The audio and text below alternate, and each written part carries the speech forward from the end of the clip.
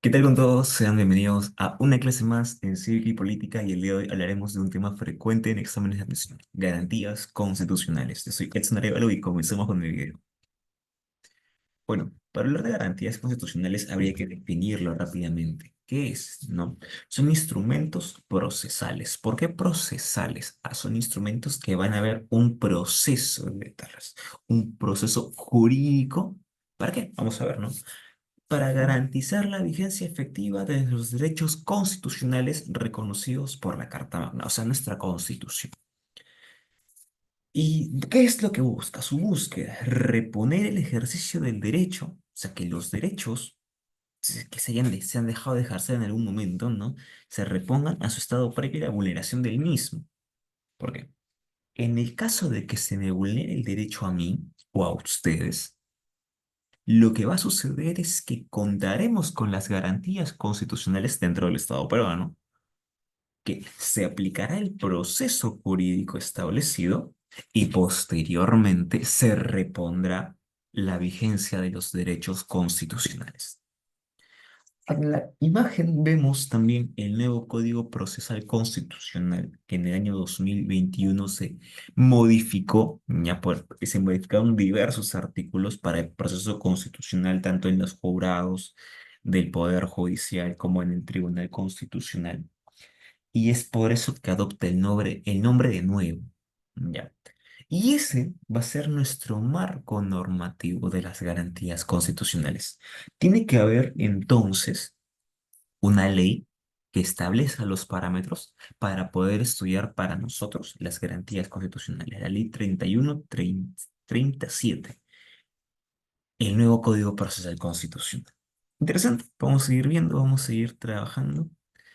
Y aquí acontecen la primera garantía, la garantía vital, la garantía esencial. ¿Cuál es? El habeas corpus.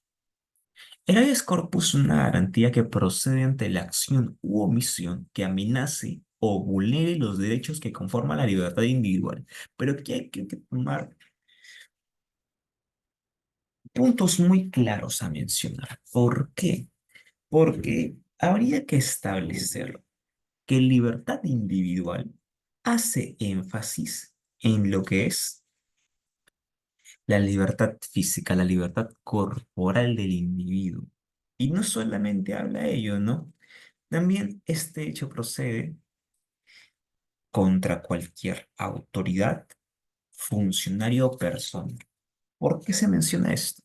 Se menciona esto con el objetivo de establecer de que se puede presentar un habeas corpus para restablecer la libertad de una persona, pero si es que de repente ha sido damnificada o dañada la libertad por parte de un funcionario público.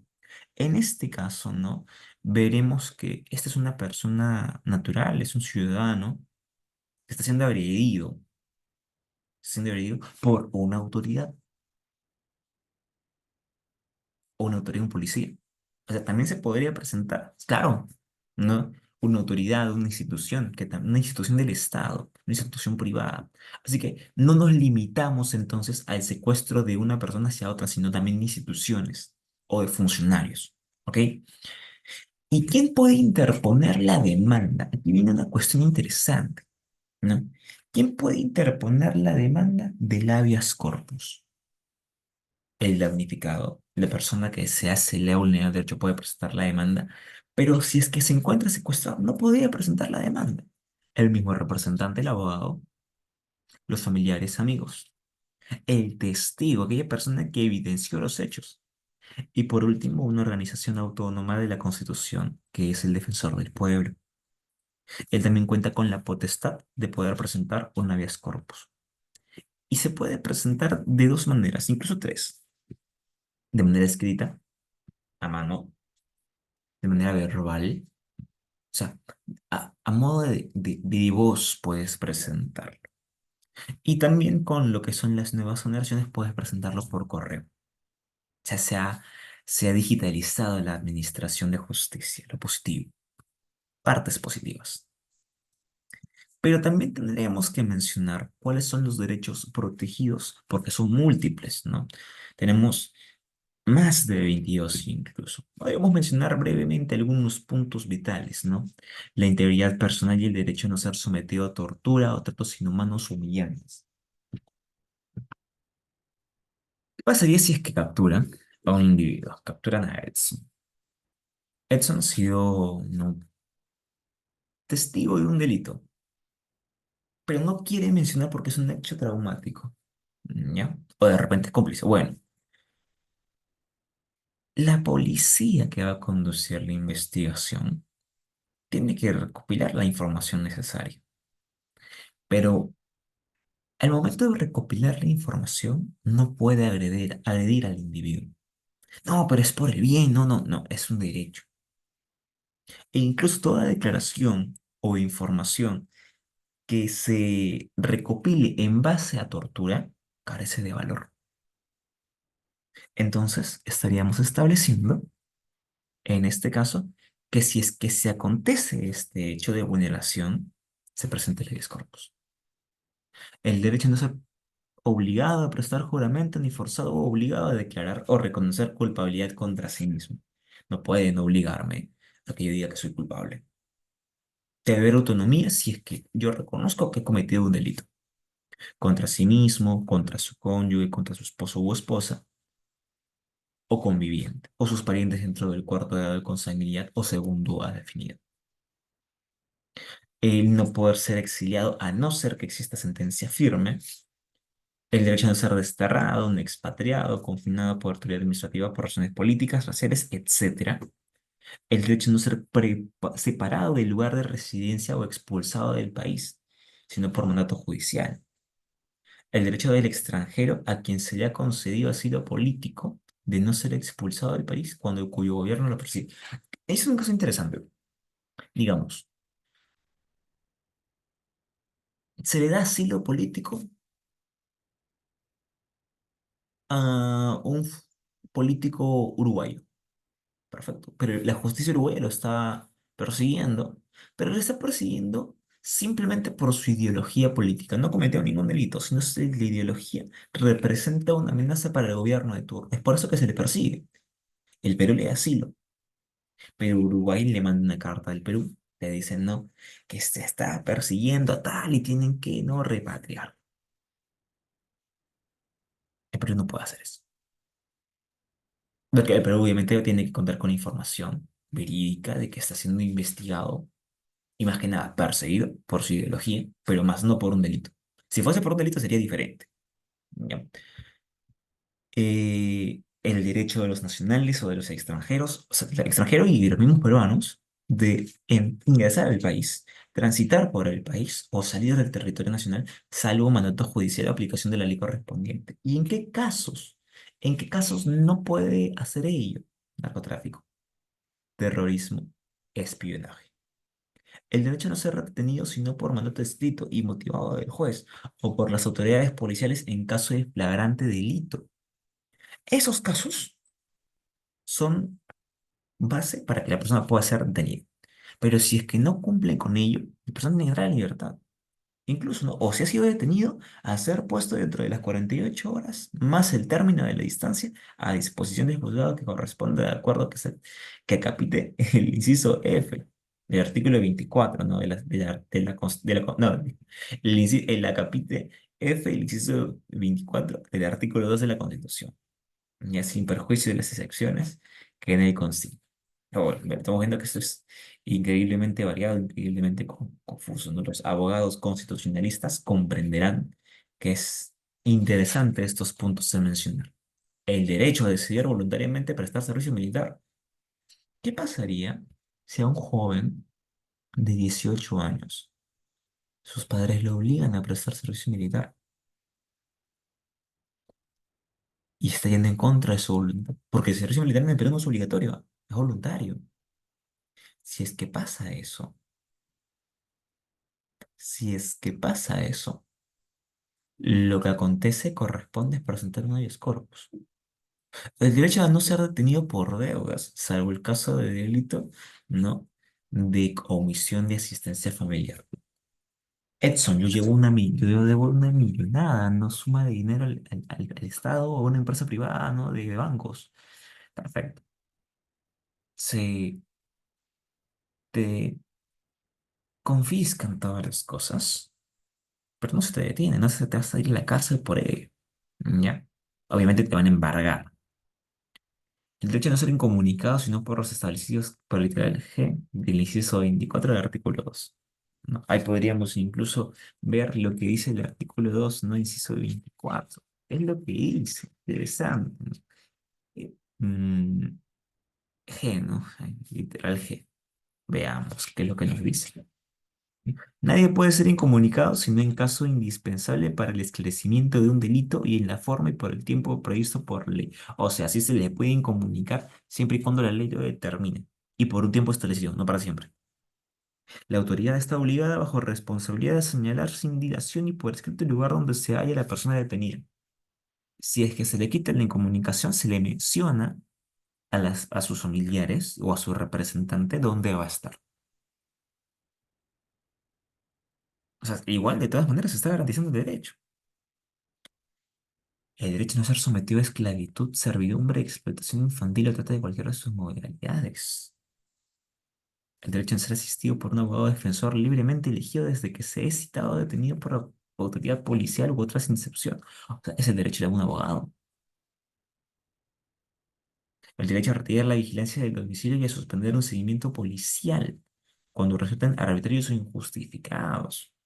La policía puede, sí, puede hacerlo, sí, pero siempre y cuando no sea arbitrario.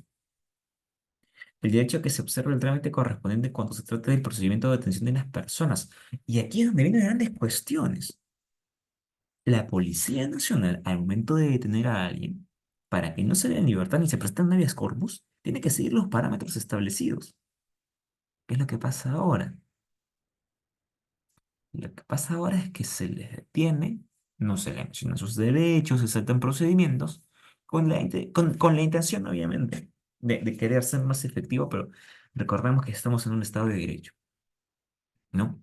En un Estado de Derecho se deben seguir los procedimientos tanto por parte de los funcionarios como por parte de los mismos ciudadanos.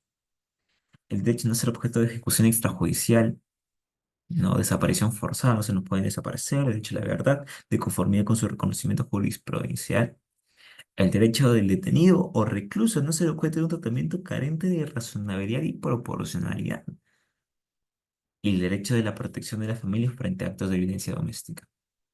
Cuando hay violencia doméstica en la casa, habeas corpus. Y también los derechos conexos, porque de estos derechos van a desprenderse más derechos. Habiendo hecho un breve repaso, ya, tendríamos que mencionar quién es el juez competente. El juez competente es el juez especializado en materia constitucional.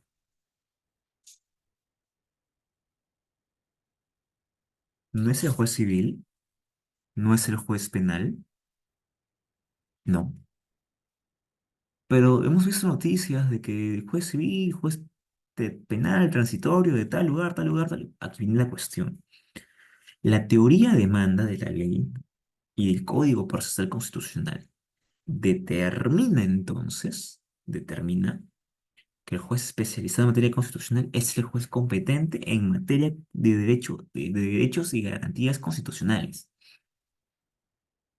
que forma parte del Poder Judicial. Edson, yo puedo apelar, claro, puedo apelar a lo que es la Sala Constitucional del Corte Superior. Puedo apelar ahí.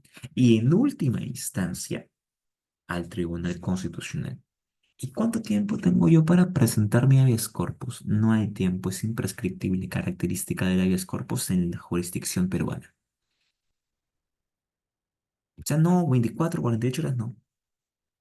No, no, no, ese es para presentar el habeas corpus. Y mire un, un punto interesante. Cuando la afectación de la libertad individual se realiza en lugar distinto y lejano o de difícil acceso en que sucede el juzgado donde se interpuso la demanda, este dictará orden perentoria e inmediata para que el juez de paz del distrito en el que se encuentre el detenido cumpla en el día bajo responsabilidad con hacer las verificaciones y ordenar las medidas inmediatas para hacer cesar la afectación. ¿Qué es lo que pasa aquí? No se entiende muy bien. Recordemos que en el Poder Judicial, en la jerarquía administrativa, del Poder Judicial, los jueces especializados, ¿dónde es su competencia? Distrito no, provincia. Y muy probablemente se encuentran en la capital de la provincia. ¿Y qué pasa si se da en un distrito lejano? Cuando pase ello, cuando pase ello, el juez especializado en materia constitucional inmediatamente se comunica con el juez de paz. Y el juez de paz que se encuentra, porque cada juez de paz se encuentra en cada distrito, municipalidad local, en ese momento, el juez de paz tiene que garantizar el cumplimiento del habeas corpus. Interesante, interesante. Y de aquí seguimos en el Poder Judicial hasta llegar al tribunal, ¿no? Que ya forma parte fuera del Poder Judicial. Y hablaremos del habeas data. El habeas data es una garantía que protege los derechos fundamentales señalados en el inciso 5 y 6 del artículo 2 de la Constitución. ¿Qué nos dice el inciso 5? A solicitar sin expresión de causa la información que requiera y a recibirla de cualquier entidad pública. Pedido de información del Estado en el plazo legal con el costo que suponga. Eso me pueden cobrar, sí, pero el tarifario debe estar enmarcado por ley. Cuidado. Se exceptúan las informaciones que afectan la intimidad personal y las que expresamente se excluyan por ley o por razones de seguridad nacional. No puedo pedirle a la policía la información de cómo va a ser un operativo contra las drogas. No, pues no se puede prestar una data para eso. El secreto bancario y la reserva tributaria pueden levantarse a pedido de un juez que está viendo la investigación del delito, del fiscal de la nación o de una comisión investigadora del Congreso, función de control del Congreso, con arreglo a ley y siempre que se refieran al caso investigado. O sea, tiene que ser específico y manejarse con pinzas esos asuntos. A que los servicios informáticos computarizados o no, inciso 6, públicos o privados, no suministran información que afecte la intimidad personal y familiar. O sea, todos tenemos redes sociales. Y una muy interesante es Google Fotos, que no es una red social, sino es una aplicación móvil. Y Google Fotos cuenta con mucha información, videos, imágenes, no, screenshots. Y es derecho nuestro que esas imágenes no se revelen al ojo público. ¿Y qué pasaría si es que Google, en un momento, un funcionario de Google, suelta la información así nomás? O venda la información, habeas data. Y no solamente de fotos, ¿no? Porque aquí simplemente se dice fotos, fotos, fotos, o imágenes, videos, nada. Contraseñas, documentos. Eso es el habeas data. Aquí tenemos los derechos protegidos, reparar agresiones contra la manipulación de datos personalísimos, a conocer y supervisar la forma en que la información personal viene siendo utilizada, incluso por parte de de las mismas empresas, ¿no? De los partidos políticos que poseen información nuestra, a conocer el contenido de la información personal que se almacena en el banco de datos, o sea, el sistema de los datos que se recopilan, a conocer el nombre de la persona que proporcionó el dato, sea un dato nuestro, oye, pero no sabemos quién lo dio, peligroso, a esclarecer los motivos que han llevado a la creación de la base de datos, ¿no? A modificar la información contenida en el banco de datos si se trata de información falsa, desactualizada o imprecisa. Siempre se da esto, mira. ¿Qué pasaría si es que en la universidad, ¿no? Existe algo llamado SUM, Sistema Único de Matrícula. Y una persona, su apellido es Agüero.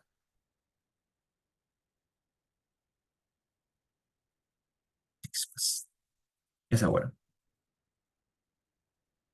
Esto debería aparecer en el Zoom. Esto es correcto. ¿Ya? Esto es el correcto. Pero en el sistema único de matrícula, en el sistema, No aparece como agüero, aparece como aguero. Esto es incorrecto. Recuerden que en ocasiones de instituciones educativas, en el sistema de datos se almacena toda nuestra información, nuestra data. ¿Qué pasaría si una persona ingresa con este problema? No se le reconoce título, porque en la documentación aparece uno y en el título aparece otro. Esto, caso de habeas corpus, de habeas data. Es un caso práctico de habeas data. Perfecto, perfecto, perfecto, perfecto. Muy bien, muy bien, muy bien. Continuamos. A incorporar en el banco de datos información que tengan como finalidad adicional una información cierta que porque el transcurso del tiempo ha sufrido modificaciones, a incorporar información que tiene como objeto aclarar la certeza de un dato, a incorporar en el banco de datos una información omitida que perjudica a la persona, a eliminar de los bancos de datos información sensible que afecta la intimidad personal, familiar o cualquiera de otro derecho fundamental de la persona, a impedir que las personas no autorizadas accedan a una información que ha sido calificada como reservada, entre otros múltiples, ¿no? Ahí los dejo para que puedan leer. Y ahora, ¿quién se encarga del habeas data? El juez especializado en materia constitucional. Y el juez civil no, son garantías constitucionales.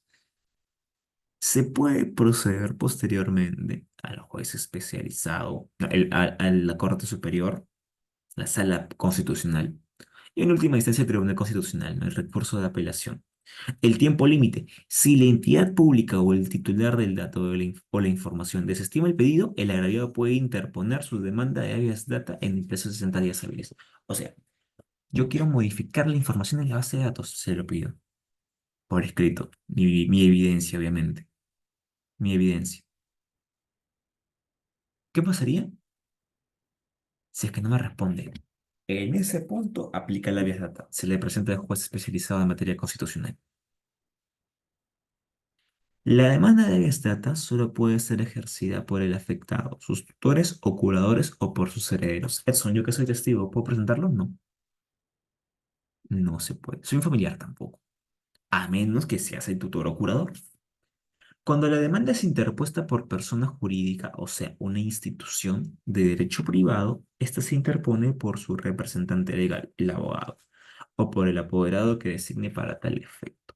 Unos datos que tienen que saber también. Y la acción de amparo. La acción de amparo va a ser una garantía de carácter residual. ¿Por qué? Porque esta quiere proteger derechos, sí, derechos que no son reconocidos por el habeas corpus en el habeas data. O sea, los derechos físicos y que se encarga el habeas corpus y los derechos de información, tanto pública como privada, son protegidas por estas dos anteriores. Y el resto, la acción de amparo.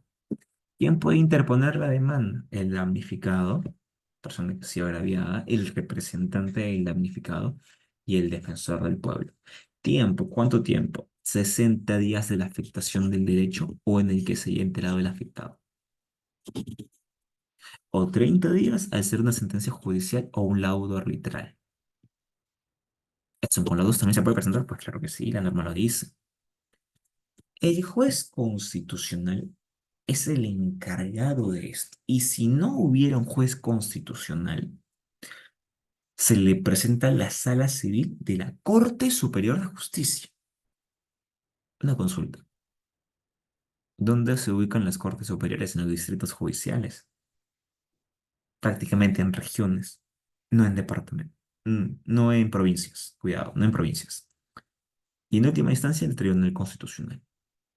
Protegen los derechos ambientales, laborales, educativos, sociales, entre otros, y aquí lo veremos. El derecho a no ser discriminado bajo ninguna causa. Libre desenvolvimiento de la personalidad, la libertad de confesión religiosa, ¿no? A la libertad de opinión y expresión, a la libre contratación, a la creación artística, inviolabilidad y secreto de los documentos privados y de las comunicaciones, de reunión, de honor, ¿no? La la buena reputación de la persona, la libertad de asociarse, a trabajar, a sindicalizarse, a la propiedad y a la herencia, la participación individual o colectiva en la vida política del país, a la nacionalidad, entre otros, ¿no? Entre otros, entre otros.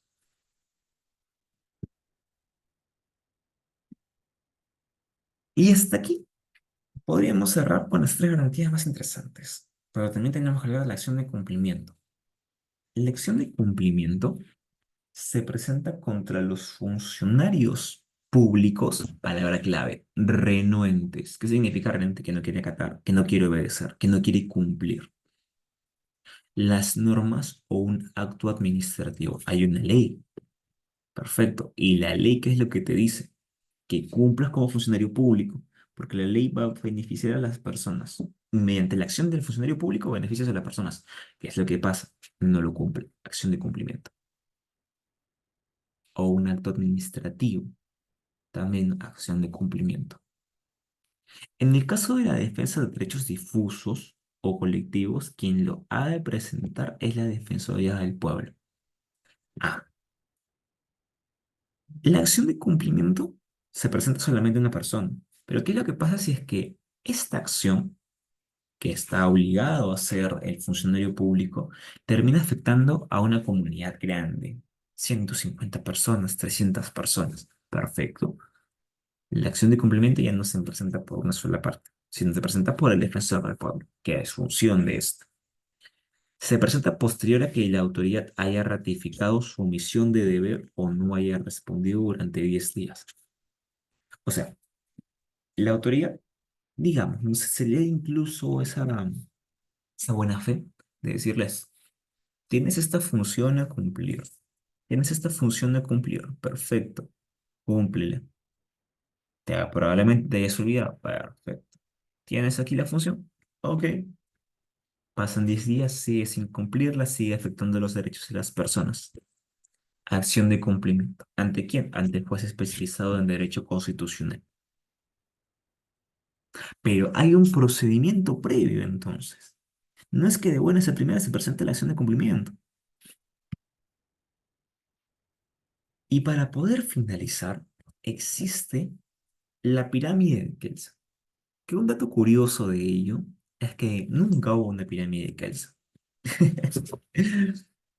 Kelsen, dentro de sus múltiples postulados, presenta la teoría de una jerarquía normativa, ¿ya? Y que posteriormente, para poder ser graficado mejor, se crea una pirámide y se le adopta la pirámide de Kelsen en base a las teorías que presenta el autor. Pero en esta pirámide, aprovechando la figura, veremos que existen normas constitucionales, leyes o normas con rango de ley, decretos, resoluciones y normas de interés particular. Pero ¿en qué punto se va a presentar y por qué es necesario saber esto? Por el hecho de que las leyes o las normas que tengan rango de ley o incluso fuerza de ley entran aquí, entran aquí. ¿Con qué? Con la acción de inconstitucionalidad. Y las normas que sean de menor jerarquía, por ejemplo, convenios de decretos supremos, de decretos regionales, ya perfecto. Eso de ahí, acción popular, porque no tienen el rango de ley. Entonces, los edictos municipales, un dato, ya no existen. No se encuentran en las normas municipales, pero sí resoluciones y normas de interés particular, contratos, convenios, transacciones, entre otros. Y veamos. La acción de inconstitucionalidad y la acción popular. Ambos son procesos, no, que tienen por finalidad la defensa de la Constitución, la defensa de la Carta Magna del Perú. Oye, quería presentar esto, no se pudo. La defensa de nuestra Constitución. Y en su caso de la ley, frente a las infracciones contra su jerarquía normativa. Deben de respetarse las jerarquías normativas. Perfecto. En imágenes teníamos el Tribunal Constitucional, cuya sede principal se encuentra en Arequipa, por si acaso. Y la acción de inconstitucionalidad, procede contra las normas que tienen rango de leyes, decretos legislativos, decretos de urgencia, tratados que hayan requerido o no la aprobación del Congreso, el reglamento del Congreso, si es que va en contra de la Constitución, acción de inconstitucionalidad, normas regionales de carácter general y ordenanzas municipales, que también tienen alto rango.